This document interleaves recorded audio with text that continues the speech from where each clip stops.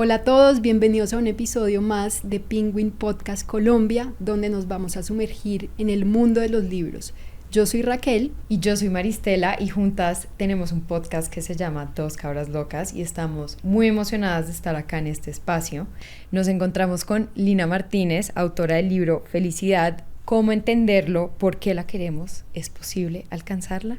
Lina, bienvenida a este espacio, estamos muy emocionadas de estar acá contigo y obviamente tocar este tema que yo creo que a todos nos interesa, encontrar la felicidad. ¿Será que hoy es el día que la encontramos en esta charla? Pues muchísimas gracias, estoy más contenta y más entusiasmada de estar con ustedes. Y a esa pregunta me la hacen constantemente. Me imagino. Sí, cuando voy en un avión, estoy en la fila del supermercado, lo que sea, y empiezo a entablar cualquier conversación casual con alguien y me dicen, ¿tú qué haces? No, yo soy profe. ¿Y profe de qué? Profe de felicidad. La siguiente pregunta es, ¿en serio? Uno enseña, uno puede aprender la felicidad, uno la puede alcanzar. Y nunca la felicidad será como ese hack que, la verdad, la palabra hackear que se utiliza tanto hoy en redes me parece tan simpática, como si hackear fuera fácil.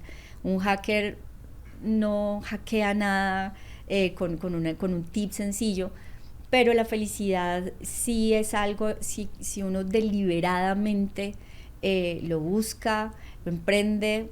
Yo creo que la felicidad sí hace parte de esa convivencia cotidiana que tenemos nosotros y aprendemos nosotros a vivir en ese espacio donde, en ese dominio emocional donde en general nos sentimos felices, pero eso no significa que uno no esté triste o que no esté ansioso o que no esté deprimido. Es convivir de una manera tranquila con los estados felices y los estados emocionales positivos de uno. Sí, yo creo que ahí es clave y es lo que dices tú de convivir, que en tu libro explicabas que la felicidad constante es imposible. De hecho, el que logra, o no el que logra, sino el que busca esa felicidad constante, realmente nunca va a poder llegar a ser feliz. Y eso lo hablaban, digamos, los filósofos griegos que citas en el libro. Entonces, bueno, yo personalmente estoy muy emocionada de estar acá contigo hablando de este tema, que como dice Maya y como dices tú, todos queremos alcanzar la felicidad. Y bueno, tenemos como una serie de preguntas que van realmente por pedazos de tu libro que quisiéramos pues hablar contigo. Adelante, me encanta tener gente juiciosa leyendo el libro y que sistemáticamente tenga preguntas respecto a esto. Claro, entonces acá me hace mucha ilusión. Esto es toda una investigación que se hace previamente, mis amigos. Pero no, antes de entrar obviamente a las preguntas, cuéntanos un poquito de ti, de tu background, porque no siento que uno se despierte y dice, puedo escribir de la felicidad. Entonces me parece chévere que para la gente que no te conoce, que nos cuentes un poquito cómo llegaste hasta este punto. Lina es una crack, tiene 1500 cosas que me podría sentar acá a leerles de lo que ha estudiado, de su doctorado, etcétera, pero danos tú como un resumen de quién es Lina y cómo llegaste a hacer lo que hoy en día haces, de ser profesora, de tener un libro de la felicidad. Me parece súper chévere que sepamos un poquito de ti. Vale, mira, yo he sido muy curiosa en muchas cosas, entonces si uno lo mira pues como a partir de títulos y de cosas, pues yo he estudiado filosofía, sociología, literatura, políticas públicas, educación, y me gusta esa amplitud porque hoy me permite pensar las cosas como una generalista. Cuando uno es académico, porque yo soy académica y soy investigadora, una de las cosas que tiene el mundo académico es que uno se súper especializa en un tema. Entonces uno encuentra al científico que sabe de la molécula, de la célula, y es un conocimiento en sí mismo, eso es un universo, pero es muy específico. Y yo estudié filosofía y literatura, luego estudié sociología, hice una maestría en educación y desarrollo humano, y en esa maestría aprendí los procesos cognitivos a través de los que uno aprende, cómo aprende uno, y eso me pareció fascinante. Luego llegué al mundo de las políticas públicas, y las políticas públicas es lo que el gobierno hace con nuestros impuestos, básicamente. Todos pagamos impuestos, eso llega a una bolsa, y la gente que nosotros elegimos, presidentes, alcaldes, gobernadores, deciden qué hacer con esa plata. Y esas decisiones en toma esa toma de decisiones de presupuesto y en qué invertimos y no invertimos es un tema muy interesante, es muy complejo y obviamente está permeado por un montón de cosas a las que les tenemos más aversión que aprecio, pero es un mundo complejo y muy interesante, y ahí es donde he devenido profesionalmente. Yo trabajé en la banca multilateral, en el Banco Mundial y en el Banco Interamericano de Desarrollo hace 13 años. Y trabajaba en políticas educativas en América Latina, muy desde los datos. Yo soy filósofa, pero lo mío son los datos. A mí me encanta cuantificar todo. A mí siento cierta emoción cuando uno le puede poner un porcentaje a algo, le puede poner un grado de probabilidad a las cosas. Eso es una emoción que descubrí a mis veintitantos y que hoy todavía la mantengo. Entonces trabajaba en la banca y ahí escuché a unos economistas hablando de los estudios que estaban haciendo relacionando la felicidad de la población con desarrollo económico y social. Y eso a mí me pareció fascinante. Y yo, economistas del Banco Mundial están viendo que si la población es más feliz y cuál es el país latinoamericano más feliz y eso cómo se relaciona con gestión pública. No, a mí eso no, llegué a mi salsa y me gustó mucho. Yo luego regresé a Colombia, a la Universidad ICESI, donde soy profe y dirijo un centro. Hoy es un centro de estudios de bienestar, antes era un observatorio de políticas públicas y fui tan afortunada y tan persuasiva con mi decano anterior que le dije, miren, yo quisiera empezar a medir felicidad y satisfacción con la vida, porque eso se mide y se mide a través de encuestas. El DANE lo hace, las agencias estadísticas nacionales lo hacen. Y a mí me encanta el trabajo de campo, recolectar información, preguntarte tal cosa y saber que el 30%, el 20%, tal otro. Y así fue como inició el proceso de medir felicidad. Felicidad es el nombre comercial, el nombre académico es bienestar subjetivo. Y así empezamos con una encuesta en Cali. Es una encuesta grande, la recolectamos todos los años y llevamos haciéndola ya más de 10 años llevamos con la encuesta y salimos cada año y le preguntamos a la gente qué tan feliz se siente, qué tan satisfecha está con su vida, si cree que las cosas que hacen en la vida valen la pena y la asociamos con un montón de variables, tanto de gestión gubernamental porque es desde el espacio donde yo hablo y también con otros aspectos más sutiles y que hacen que la vida valga la pena, como si usted cree que sus relaciones afectivas cómo se relaciona su felicidad con las relaciones afectivas, o si se siente solo, o cómo ha sido la prevalencia de estrés, ansiedad, depresión, que son problemas de salud mental. Y entonces todo esto para decirte que es gracias a ese rango tan amplio de cosas que me he permitido estudiar y conocer, que son el sustento de lo que hace mi investigación. Y la felicidad es tan ubicua, o sea, tú la encuentras en todas partes, todos queremos ser felices en las relaciones, en el trabajo. Si alguien tiene hijos y tú le preguntas qué quieres para tus hijos, van a decir, yo quiero que mis hijos sean felices. Entonces, hay que tener muchos lugares de donde agarrarse para poderlo entender, en mi concepto.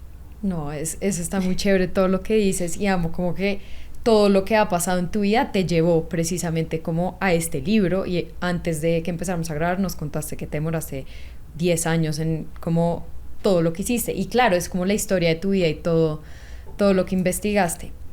Quiero en este momento hacer una pausa porque no lo dije al comienzo, pero recuerden quedarse hasta el final porque vamos a tener una sorpresa al final, entonces no se vayan en ningún momento de esta conversación súper interesante.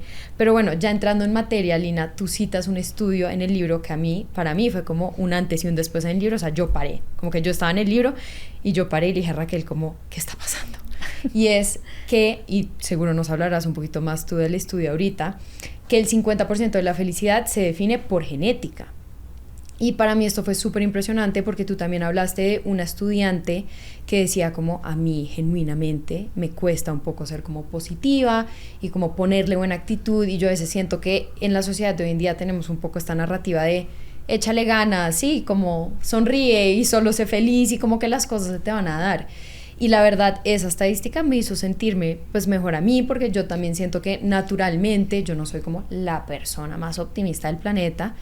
Y leer eso fue como, ok, seguro hay cosas que puedo trabajar, pero no tengo que despertarme todos los días y ser como, estoy feliz, sonrío ante la vida. Para mí ese fue como uno de los datos que tú botaste en el libro que me impresionó un montón. Obviamente quiero que nos hables de esto específico que estoy comentando, pero también saber de todas las cosas que tú investigaste y pusiste en el libro, como cuál para ti fue la más impactante respecto como a todo lo que afecta la felicidad? Bueno, empiezo por la primera sobre el componente genético, que esto genera el impacto mayoritariamente como el que tú estás mostrando. El estudio es de Sonia Lubomirsky. Ella es una de las académicas más reconocidas en el mundo del estudio de la felicidad. Ella es psicóloga. Y básicamente ella escribió un artículo que ha sido debatido, citado, o sea, después de la publicación del artículo de ella, que lo escribió con otro académico, eso ha sido un punto donde se ha vuelto con mucha frecuencia. Entonces, inicialmente ella nos dice, el 50% del tiro de salida de la felicidad tiene un sustento genético. Sí. Es decir, lo que te dan tu papá y tu mamá cuando arrancas. Yo creo que no en vano por eso los papás tienen una preocupación porque uno sea feliz. Podemos echarles la culpa como vine negativo al mundo por su culpa, no mentir. No, y mira que hay prevalencia, los problemas de salud mental. Sí, claro. Los problemas de salud son genéticos, son hereditarios, entonces solamente desde ahí parte. Hay evidencia un poco más contemporánea que no lo lleva hasta el 50, pero sí lo lleva hasta el 40. Okay. Entonces uno podrá discutir al margen de si es 40, si es 50, si es 45, pero lo que sí sabemos es que hay una predisposición genética muy grande para lo que nosotros consideramos que es la felicidad. Y la felicidad en ese sentido como de lo que le entregan a uno los papás, es esa predisposición que tiene uno de alguna manera frente a la vida. Uno tiene papás que son más optimistas, que le ven el lado positivo a las cosas, que resuelven más fácil los problemas. O uno también puede naturalmente tender a decir, no, me voy a quedar aquí y voy a rumiar mis pensamientos y me voy a quedar otro rato volviendo sobre exactamente los mismos problemas que estaba revisando hace una semana. Yo creo que esa es una predisposición genética que nos dan nuestros papás. Lo importante del mensaje, y eso también es un mensaje que está en el mismo artículo de Lubomirsky y que ha sido validado con múltiples estudios, es que uno tiene un porcentaje muy amplio que está bajo el control de uno. En términos genéticos, pues fue lo que le dieron. Pero uno deliberadamente sí puede hacer cosas todos los días para cultivar esas emociones más felices, si se quiere. Ser más optimista, ser más agradecido, aprender más de sus emociones y el control de las emociones, que infortunadamente eso es algo que a uno no le enseñan. Y eso se enseña como aprender matemáticas o literatura o cualquier otra disciplina, que infortunadamente pues no está en el sistema educativo nuestro. Sí lo está en otros sistemas educativos. Entonces lo que uno tiene que decir es, aquí es donde... Desde aquí es de donde parto. Y esto no es muy distinto a la literatura, por ejemplo, cuando uno lee cosas sobre los superdeportistas o la gente que tiene un nivel de rendimiento muy alto. Sí. Tú necesitas tener una disposición genética para ser un buen atleta, ¿vale? O sea, necesitas una estatura, necesitas unos músculos, eso es una disposición genética. Pero si tú no entrenas, pues no vas a ser ningún atleta. Sucede más o menos lo mismo con la felicidad. Uno tiene una predisposición genética, pero hay que salir a entrenarla. Y siento que a diferencia de ser atletas, no importa tu punto de partida, la felicidad, sí es posible hacer algo. Como que eso es lo que siento yo que es más refrescante, porque bueno, si uno quiere jugar básquet, pues difícil si ya no tienes la altura, pero siento que igual en la felicidad, sin importar como tu carga genética, que igual o sea, es un porcentaje fuerte, el otro porcentaje que igual va a ser la mayoría, va a depender de uno al final del día y pues como las herramientas, habilidades, cosas que uno vaya desarrollando que lo ayuden. Claro que sí, mira, a mí me parece que la felicidad es como la gente que uno ve en Instagram que son super fit, que tiene ese cuerpo precioso sí. Y que naturalmente tiene una predisposición o para ser más delgados o para lo que sea, pero levantan a hacer ejercicio, a comer saludable, sí. A hacer todo eso.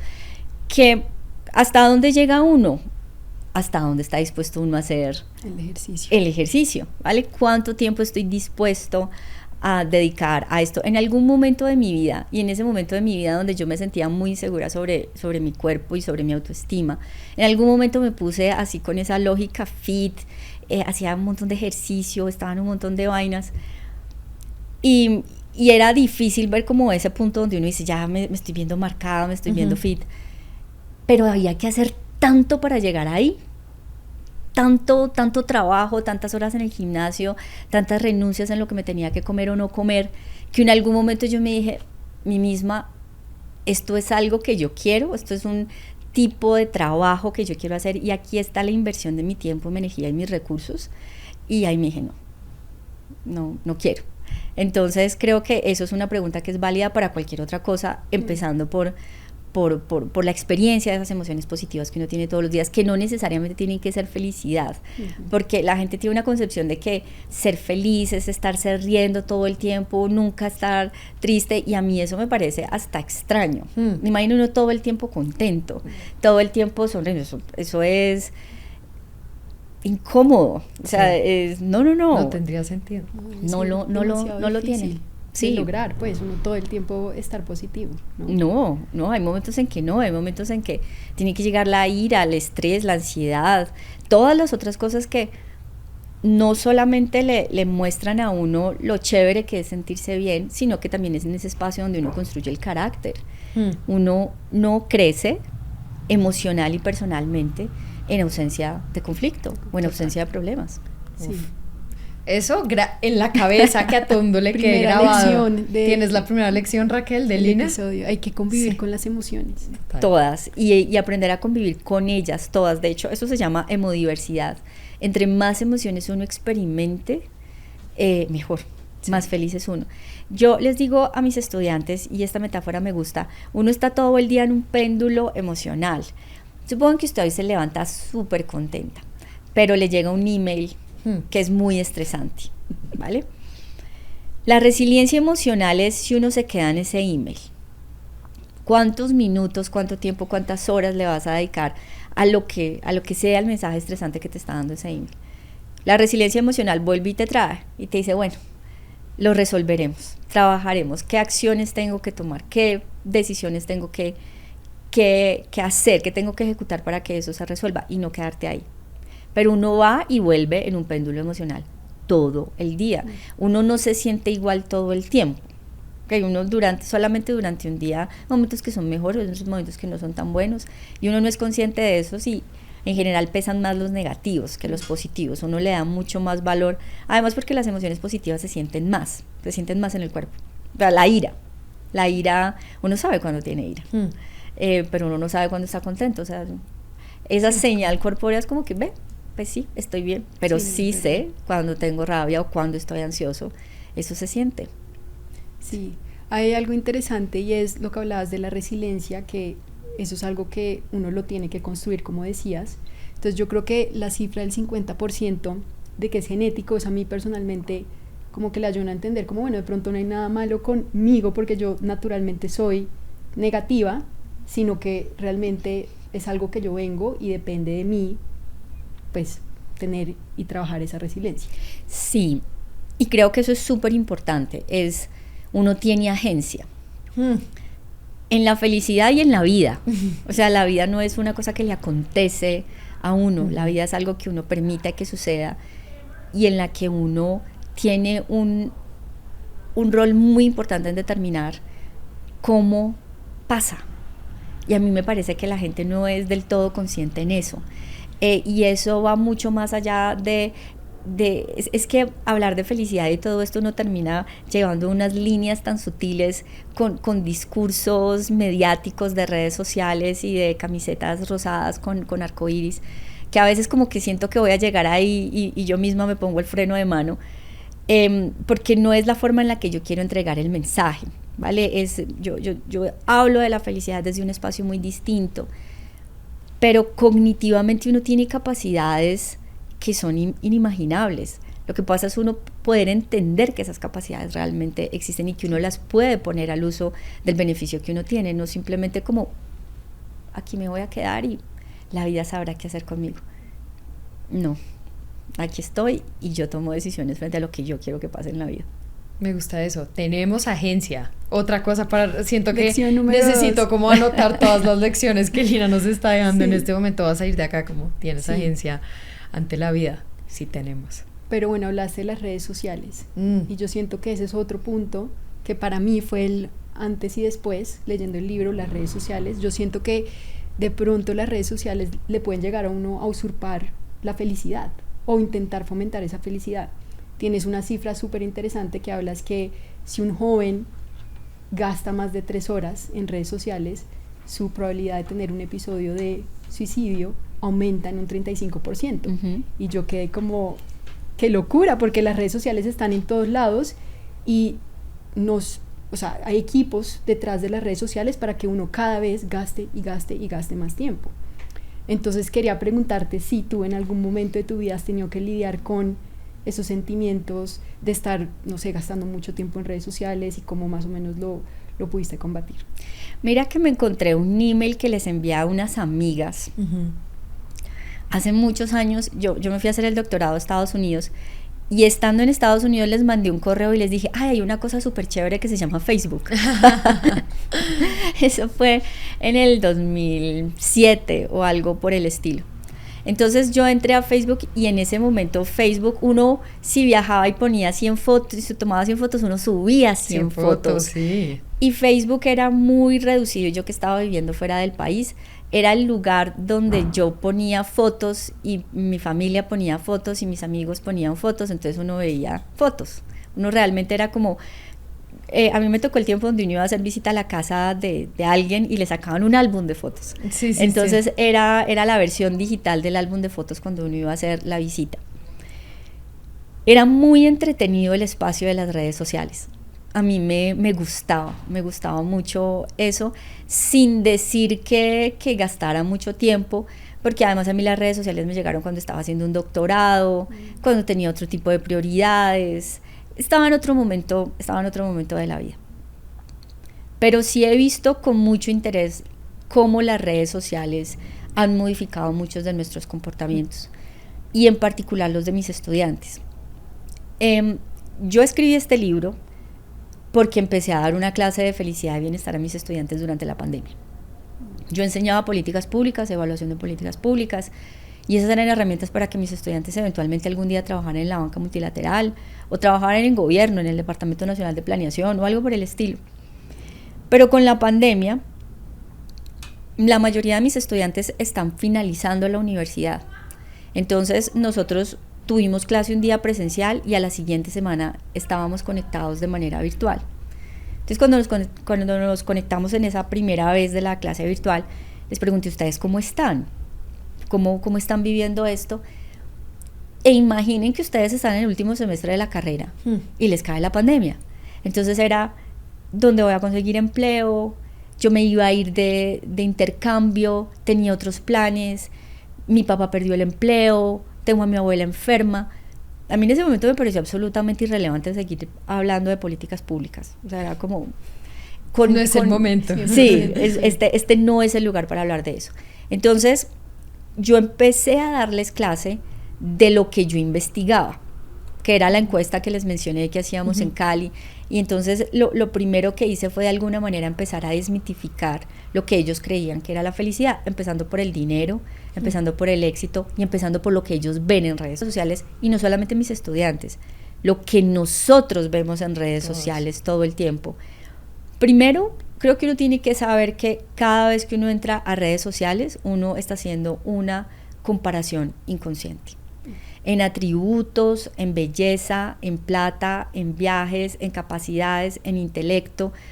Además porque el del intelecto me parece fantástico porque uno ve una piecita súper cortica de algo súper inteligente.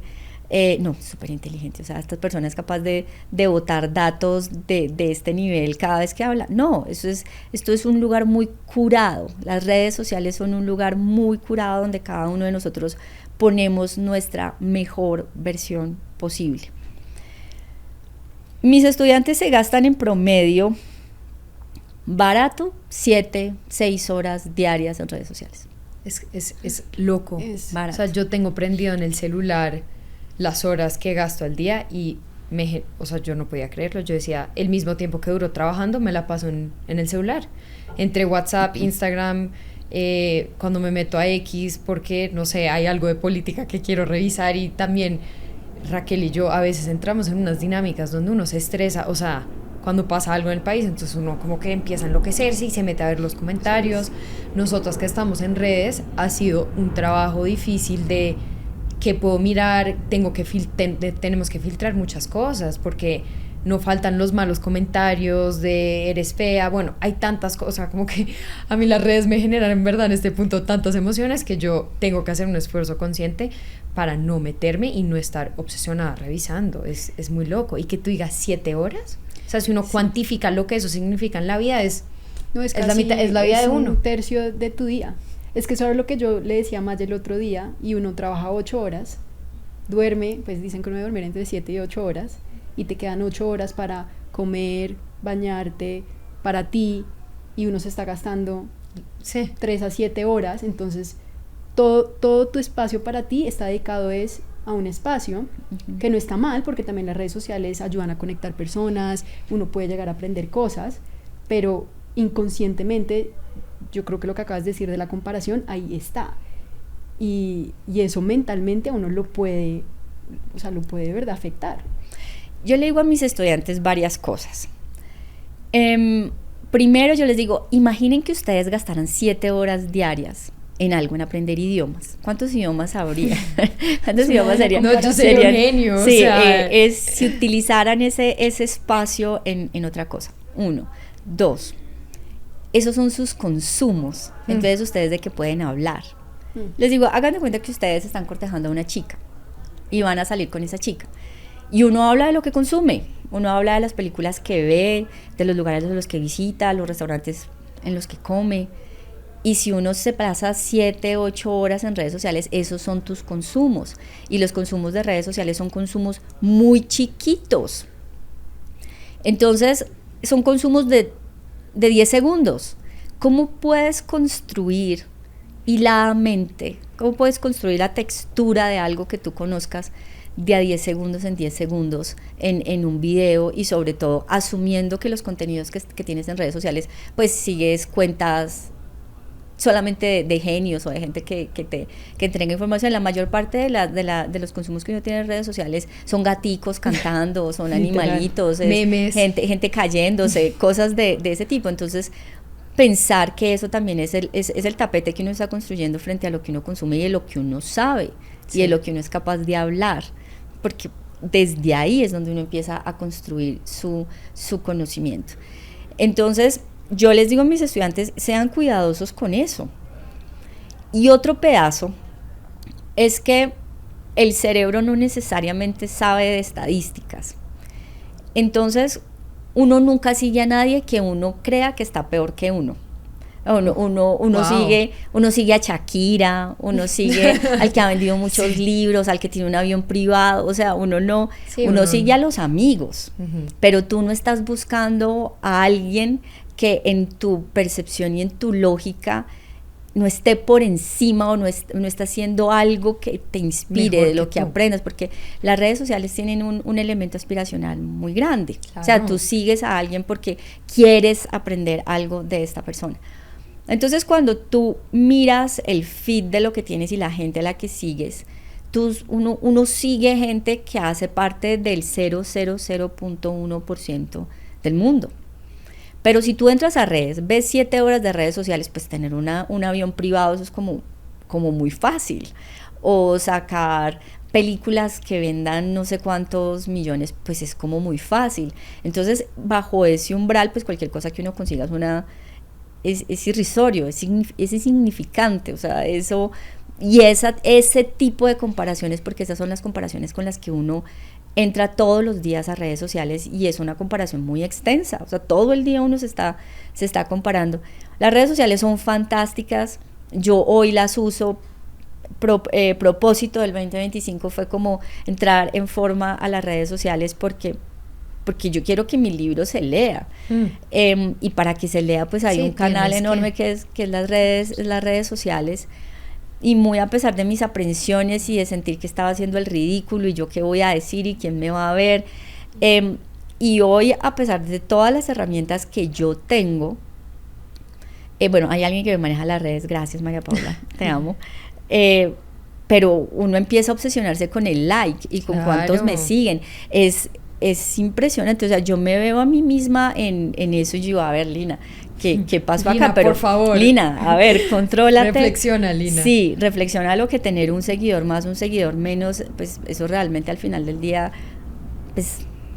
Pero sí afecta, eso Claro. es lo que, o sea, nosotros también le debemos todo nuestro crecimiento a las redes sociales. O sea, nuestro podcast no hubiese llegado donde llegó si no fuesen por las redes sociales. Entonces es muy bizarro para nosotros pensar que es un canal que uno necesita, precisamente si uno está intentando crecer un producto, un libro, en nuestro caso es un podcast, pero hay una línea muy delgada en cuando se vuelve obsesivo, porque yo también tengo esa misma obsesión de tenemos que crecer, tenemos que llegar a X. Uno tiene en su cabeza que uno siente que tiene que llegar a X número de seguidores, y yo sé que tú hablas un poco de eso en el libro también, que uno cree que la felicidad es llegar a algo, cuando igual todos volvemos a ese punto inicial, ¿no? Uh-huh. De, sí, me pasó esto, me gané la lotería, subí 10,000 seguidores, todo esto, pero uno igual, o sea, en la vida las emociones vuelven como a ese punto normal, que igual es una bendición, porque también te permite salir de una tristeza muy profunda, un duelo.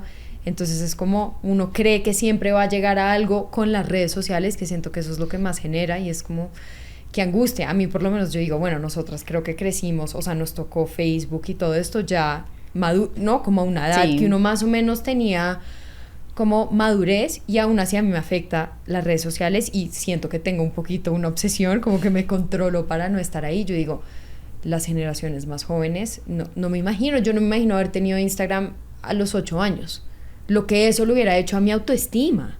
Sí, pero ahí, por ejemplo, sería el tema de consumo consciente, ¿no? Y eso aplica como para todo. O sea, cómo podemos consumir las redes sociales de una forma consciente, que pues no nos estemos haciendo daño a nosotros mismos. Mira que incluso yo, y no lo digo yo porque sea una experta en redes sociales o nada por el estilo, incluso yo porque tengo 43 años, sí, por 42, por la edad en la que tengo, yo soy muy en el consumo consciente, y yo tengo un límite en redes sociales. Yo tengo 30 minutos en Instagram, que es la que más veo, y por ahí tengo como otros 20 minutos en Facebook, y una vez eso se cierra, yo no hago ningún esfuerzo por continuar. Entonces, en términos generales, es poco el tiempo que yo le dedico, y soy muy consciente de la gente que sigo. ¿Cómo les parece que me ha salido una señora de la nada? Porque no era algo que yo estaba buscando. Yo no sé si es rusa, yo no sé de dónde es, pero esta mujer todo el día se baña, se cepilla el cabello, se maquilla, no hace nada, o sea, como que no trabaja. Por ahí de vez en cuando aparece alguien que creo que es su esposo o su pareja, y asumo que es él el que la mantiene, pero hoy se ha vuelto mi consumo culposo, como qué rico tener la cantidad de tiempo libre que tiene esta mujer.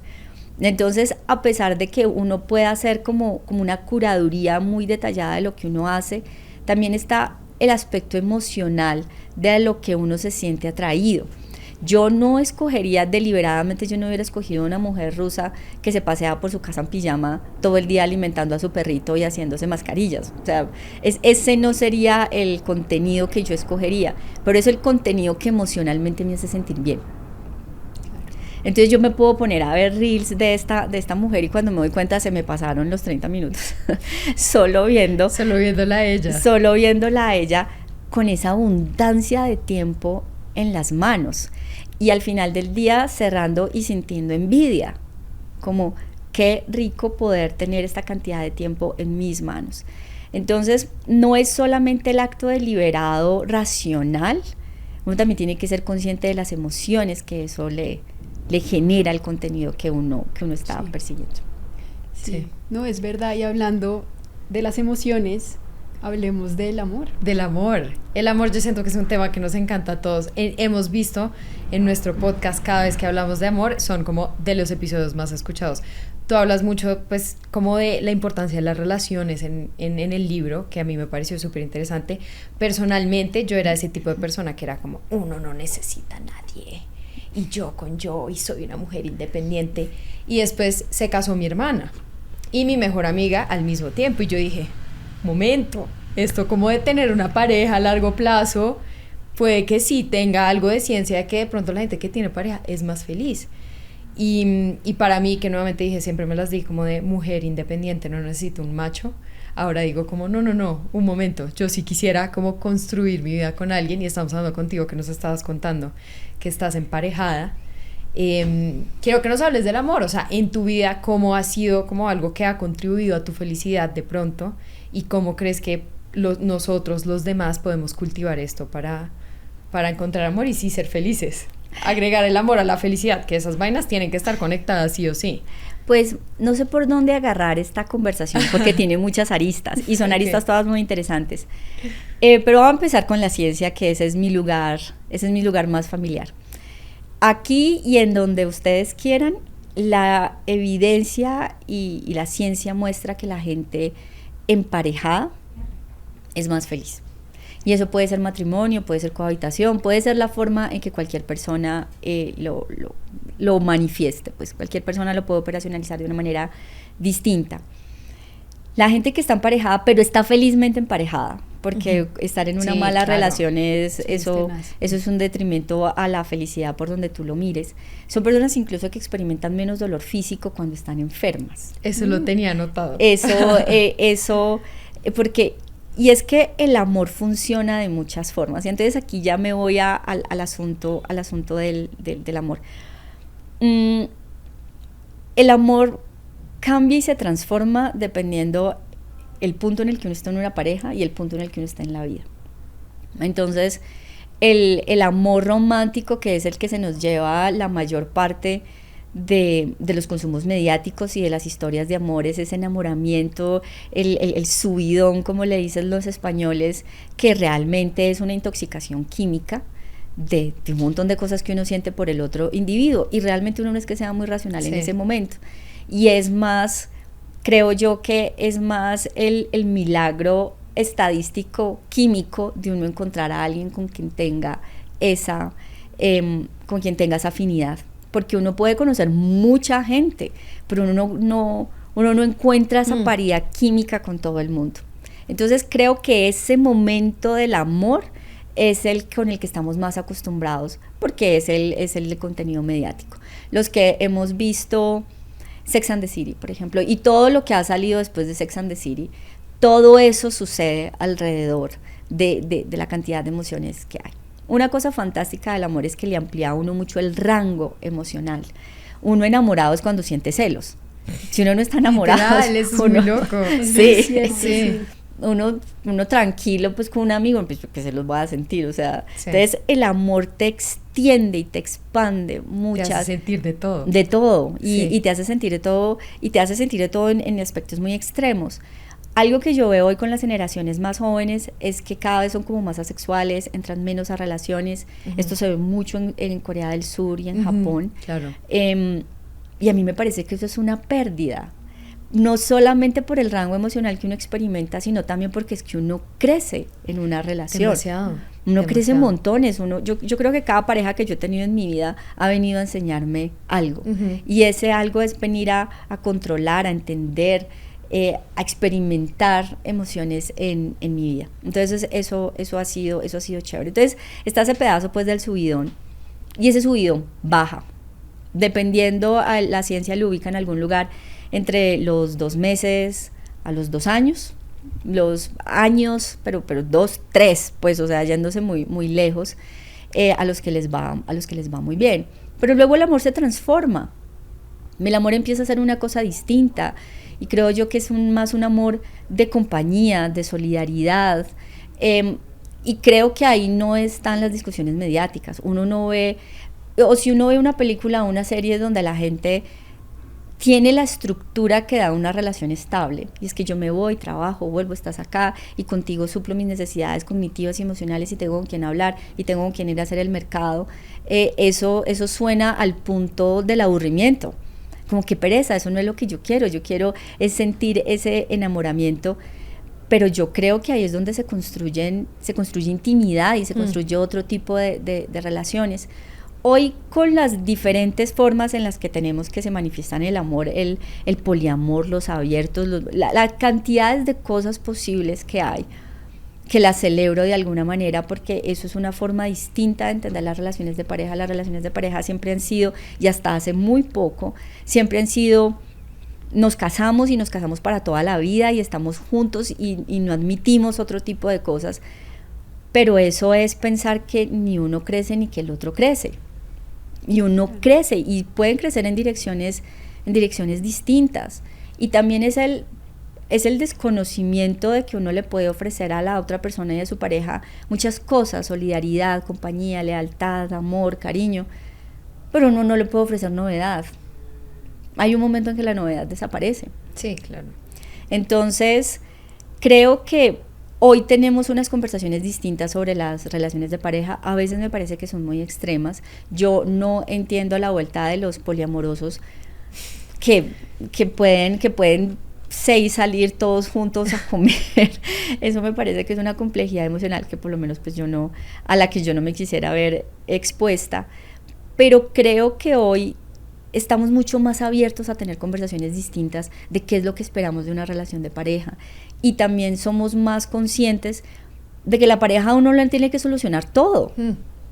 Es que realmente la pareja de uno es el que tiene que quererlo, consentirlo, apoyarlo, darle apoyo económico, apoyo emocional, estar contigo en las buenas y en las malas, decirte que eres bonita, que, en fin, o sea, uno le pide tanto a una pareja, tanto.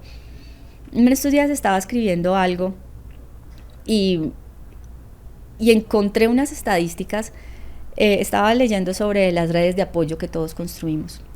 Cuando uno es joven, uno tiene unas redes de apoyo en general más amplias, uno tiene familia, amigos, pareja.